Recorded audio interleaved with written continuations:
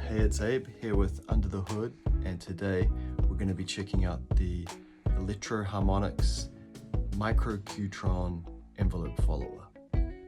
This, according to EHX, is an exact replica of the mini Q-Tron put into an even more compact casing.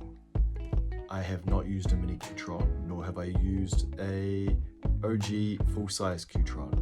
So we're going to take the Micro Q-Tron on its own merits and go from there. The original Q-Tron came out in the mid-90s, so there's already going to be a heap of how-to videos out there.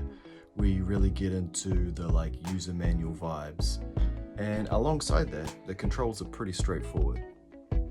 I've also noticed some pedal demos where, in an effort to show the full range of the gear, they're dialing in tones that are really interesting sound design wise, but I think would struggle to find practical applications. So I thought what I could contribute, which would be useful, is approaching this video from a real world studio session / live stage context, and if I could see myself using this in production, guitar work, and when we can't hire a real bass player, bass work. I love a pedal that really does one thing. That thing obviously has some scope and breadth, but it's not a Swiss Army knife. It's a specific effect, which is the reason you got the pedal. I feel like this is one of those. Right off the bat, the applications I'm most excited for with this pedal are on bass. Trying to tap into that psychedelic funk lineage running from Bootsy through to Thundercat and beyond. So let's try a few grooves and see what we can get out of it.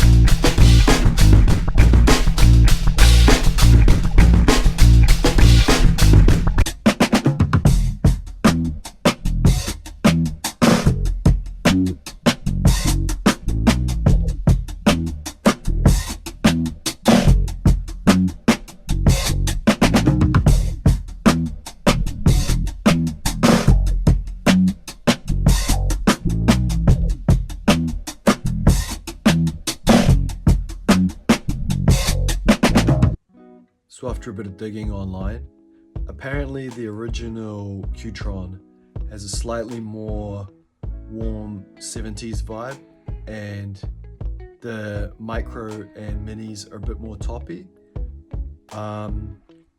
Again, can't really A/B it, and these are straight DI bass parts, which is inherently going to be a little bit brighter, but I feel like there's a range where there's some really cool sounds. The range is admittedly not super wide because it's kind of a specific sound that I'm after, and you'll notice that the settings haven't changed super dramatically between the different demos. Also, it's all on the low pass. That's the only setting that retains the low end and keeps the bass usable as a bass in the conventional, traditional role.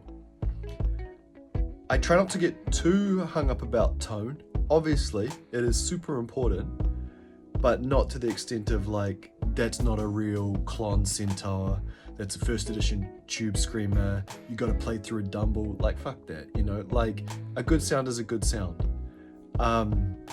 And I would be keen to hear the OG Q-Tron, but these are totally usable, vibey sounds for bass, and it's doing the thing that I expected it to do.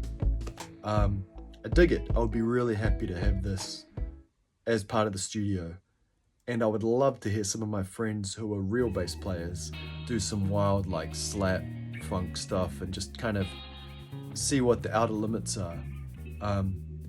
Super cool in any application where the bass is going to have room to breathe in the mix and the tone can be a little bit adventurous. It's a yes from me.